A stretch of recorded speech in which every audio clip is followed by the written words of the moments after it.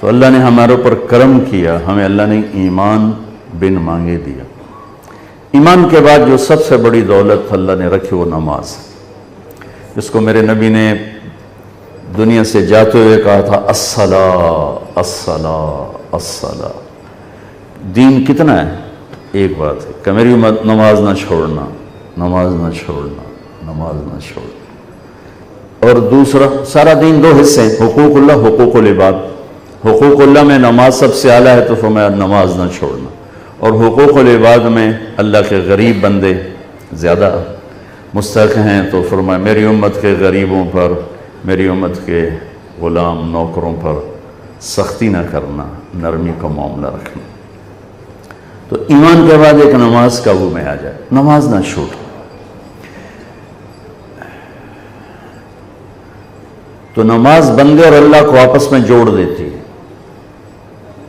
شیطان نے ایک سجدے کا انکار کیا اور ہمیشہ کے لیے محروم ہو گیا، مردود ہو گیا۔ اور اللہ نے ہمارے اوپر کرم کر کے ہمیں 5 نمازیں عطا فرمائیں، اور ہر 2 نماز میں گناہوں کی بخشش کا اعلان فرما دیا۔ کیا خوبصورت بات! عشاء کی نماز باجماعت پڑھے اور فجر کی باجماعت پڑھے تو ساری رات تہجد کا ثواب لکھا جاتا۔ کیا زبردست بات! پہلی امتوں کے ذمہ 2 نماز، فجر کی 2 رکعت، عصر کی 2 رکعت۔ ہمارے ذمہ 5 ہیں، اور ہر 2 نمازوں کے درمیان کے سارے گناہوں کی بخشش کا وعدہ ہے۔ ساری شریعت زمین پہ اتاری، نماز کو عرش پر بلا کر سامنے کھڑا فرما کر کہا آپ کی امت کو 50 نمازوں کا تحفہ دیتے۔ ہمارے نبی تسلیم اور رضا کا وہ مقام تھا، ایک دفعہ نہیں کہا پڑھیں کہ میں پڑھن گے 50 کون پڑھے گا، یہ لبیک یا اللہ، حاضر یا اللہ۔ وہ تو اللہ نے کرم فرمایا، بیچ میں موسیٰ علیہ السلام کو کھڑا کیا اور 5 پھر 5 پھر کٹھی 45 کیوں نہیں اڑا چھڑی۔ موسیٰ علیہ السلام نہیں آپ پہ نہیں کھلوتے، اللہ کھڑا کیتا کہ میرا محبوب تو گل ہی نہیں کی تھی تو 50 لے کے جاندہ پہ آئے تھے، پڑھنیاں 5 کہے نہیں تھے تو 50 لے جاندہ۔ تو موسیٰ علیہ السلام کو اللہ نے کھڑا کیا۔ یا رسول اللہ ملاقات ہوئی، کہا ہاں کیا ہوا؟ کہ 50 نمازیں کا توبہ کہیں پڑھنی ہی نہیں، اللہ نہ منو پیچھے جاؤ تھوڑی کرواؤ۔ تو اب آپ پیچھے آئے تھوڑی کروانے تو اللہ کہتا چلو 45 کٹ کر دیتی ہیں، 5 ہی دینی تھی تو 5 کم کی، پھر جی حاضر، پھر موسیٰ واپس 5 5 5 5 9 چکر، 9 5 45 9 چکر۔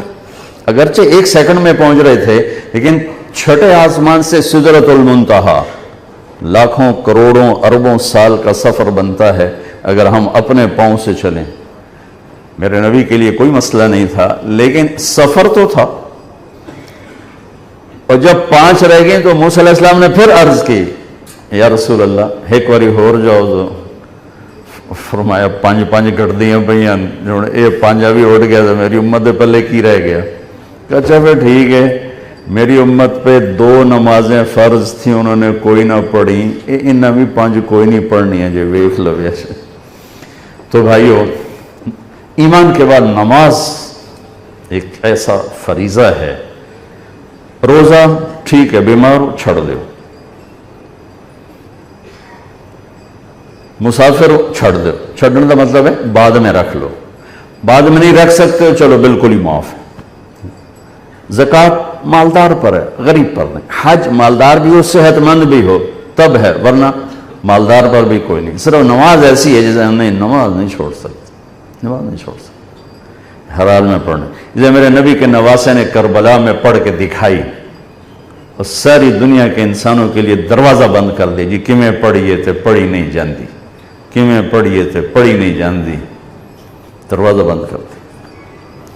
انسانی تاریخ میں ایسا واقعہ نہ ہوا، نہ ہوگا، نہ آئے گا، نہ ایسا پاکیزہ خون ہوگا کسی کے پاس،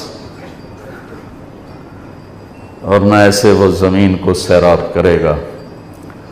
اور اس شدت کی گھڑی میں نماز کا سورج پہ نظر ہے، نماز کا ٹائم تو نہیں آ گیا، نماز کا ٹائم تو نہیں آ گیا، ہو یا سورج ڈھلا، اشارہ کیا زہر، جھنڈا بردار رائٹ سائڈ، شمر سے کہو نماز پڑھنے تھے. انہیں آگے بڑھ کے تھوڑا بات کی. شمر نے کہا کہ نماز پڑھنے کی کوئی گنجائش نہیں، ہماری تلوار چلے گی. تو انہوں نے آ کے عرض کیا کہ نماز کی کوئی گنجائش نہیں.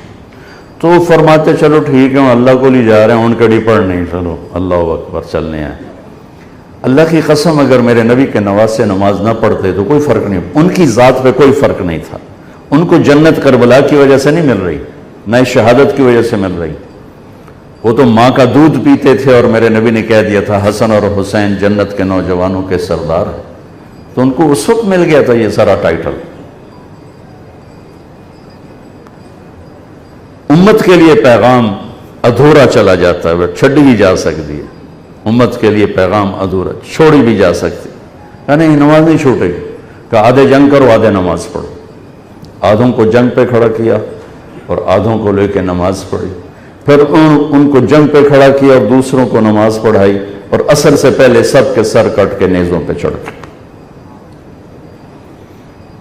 تو روزہ بیمار ہو چھوڑ دو. ایسے بیماروں کے نہیں ہی رکھ سکتے، چلو بالکل ہی معاف کر دیتے. نماز نہیں معاف ہو سکتی. تو بھائیو، اس خوبصورت زندگی تک جانے کے لیے ایمان کے بعد نماز ایک دولت فرائض میں. اس کے بعد 3 کام کر لیں معاشرتی زندگی میں تو انشاءاللہ موٹر وے ہے جنت کا راستہ. صرف 3 کام. ایک، سچ بولے، زندگی میں سچائی ہو، جھوٹ نہ بولے، نہ لین دین میں نہ کام میں. میرے نبی نے سے پوچھا گیا یا رسول اللہ مسلمان بزدل ہو سکتا؟ کہا ہو سکتا ہے. بخیل ہو سکتا؟ کہا ہو سکتا ہے. جھوٹ بول سکتا؟ کہ نہیں جھوٹ نہیں بول سکتا، جھوٹ نہیں بول سکتا. تو ایک ہم سچ بولنے والے ہیں. دوسرا، دیانتداری ہو، کسی کو دھوکہ نہ دے. امانت اور دیانت، کسی کو دھوکہ نہ دیا جائے. میرے نبی نے فرمایا یتبع المؤمن علی الخصال کلھا. میرا ایک امتی ہر گناہ کر سکتا، بندہ جو ہے پتھر تو نہیں، فرشتہ بھی نہیں، بندہ ہے، کر سکتا ہے. میرا امتی ہر گناہ کر سکتا ہے، 2 نہیں کرے گا. 2 نہیں کرے گا. ایک جھوٹ کبھی نہیں بولے گا، ایک دھوکہ کبھی نہیں دے گا. الا الکذب والخیانہ. یتبع المؤمن علی الخصال کلھا الا الکذب والخیانہ. میرا امتی ہر گناہ کر سکتا ہے، 2 نہیں کر سکتا. ایک جھوٹ کبھی نہیں بول سکتا، ایک دھوکہ کبھی نہیں دے سکتا.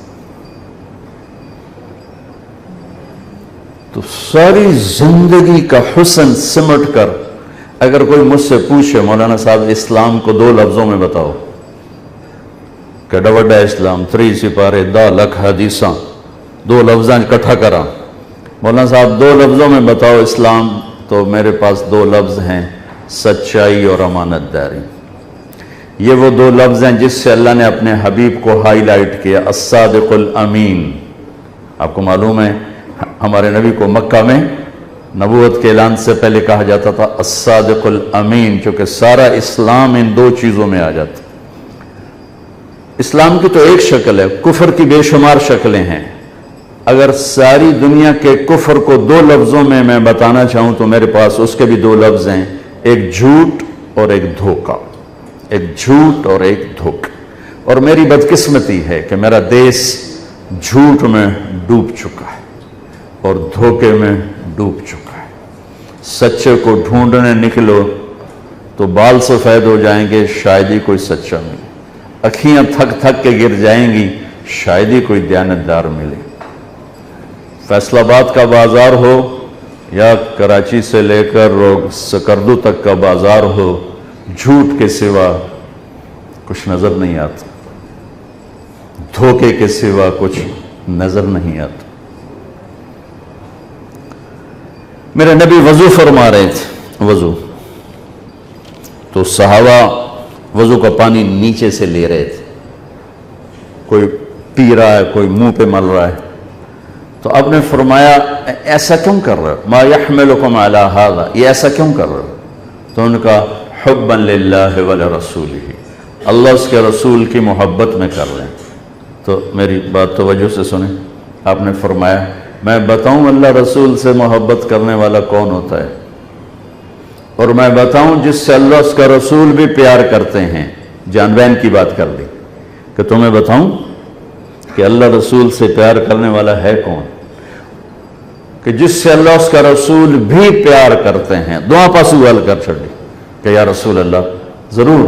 فرمایا فَلْيَصْدُقِ الْحَدِيثَ إِذَا حَدَّثَ. اللہ اس کے رسول کی بارگاہ میں اس کا پیار سکہ بند ہے جو جب بولے سچ بولے، جھوٹ نہ بولے. پہلے ہی کلی اڑ گئی اپنی تو. فَلْيَصْدُقِ الْحَدِيثَ إِذَا حَدَّثَ. سچ بولے، جھوٹ نہ بولے. فَلْيُؤَدِّ الْأَمَانَةَ إِذَا تُؤْمِنَ. کبھی دھوکہ نہ دے، کبھی دھوکہ نہ دے، کبھی بددیانتی نہ کرے، ہمیشہ دیانتداری سے کام کرے. فَلْيُحْسِنْ جِوَارَ مَنْ جَاوَرَهُ. پڑوسی کوئی ہو، برا ہو اچھا ہو، مسلم ہو کافر ہو، اس کے ساتھ اچھا سلوک کرے. 3 نشانیاں ہیں، مجھ میں آ جائیں، آپ میں آ جائیں، مستورات میں آ جائیں.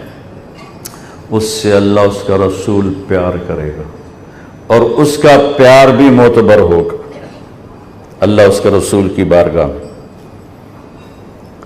تو 24 گھنٹے کی زندگی اگر میری دین بن جائے، 3 باتیں ہیں: سچائی، دیانتداری اور انصاف، عدل. جس معاشرے میں ظلم پھیلتا ہے انہیں کوئی نہیں بچا سکتا. یہ 3 کام جس معاشرے میں پھیلیں گے، جھوٹ، بددیانتی اور ظلم، اس معاشرے کو ہلاک ہونے سے کوئی نہیں بچا سکتا. جس معاشرے میں 3 خوبیاں پھیل گئیں، سچائی، دیانتداری اور انصاف، اس معاشرے کو ہلاک کوئی نہیں کر سکتا. یہ معاشرہ ضرور کامیاب ہوگا. اگر غیر مسلم ہے تو دنیا میں عزت سے رہے گا اور آخرت میں تو ایمان پر ہی فیصلہ ہے. اور اگر مسلمان ہے تو دنیا میں بھی عزت پائے گا، آخرت میں بھی عزت پائے گا. اور اگر جھوٹ ہو، ظلم ہو، بددیانتی ہو تو یہ معاشرے میں، اس معاشرے میں رہنے والا مسلم ہو یا کافر ہو، وہ ذلیل ہو جائے گا، خوار ہو جائے گا، اس لیے عزت نہیں. تو میرے بھائیوں، اللہ تعالیٰ میرے دیش کو، مجھے سب سے پہلے ہمیں اپنی ذات سے تبدیلی کو شروع کرنا چاہیے کہ اللہ، میرے اور اللہ کے درمیان تھوڑا سا وقت اللہ نے مانگا ہے. 5 نمازوں کے لیے کتنا وقت چاہیے؟ جی پڑھی نہیں دیں، کتنا وقت چاہیے؟ لیکن بندوں کے ساتھ معاملے کے لیے 24 گھنٹے کا وقت چاہیے. ہمیشہ سچ بولو، ہمیشہ دیانتداری کا معاملہ کرو، ہمیشہ انصاف کا دامن ہاتھ سے نہ چھوڑو. چاہے خوشی میں ہو، چاہے غصے میں ہو، چاہے ناراضگی میں ہو، چاہے کسی سے رنجش ہے، نہ سچائی کا دامن چھوٹے، نہ دیانتداری کا دامن چھوٹے، نہ انصاف کا دامن چھوٹے. اللہ ہمیں اپنے ان نیک بندوں میں شامل کریں جو اللہ کی رضا کے لیے اپنی جان بھی قربان کر دیں.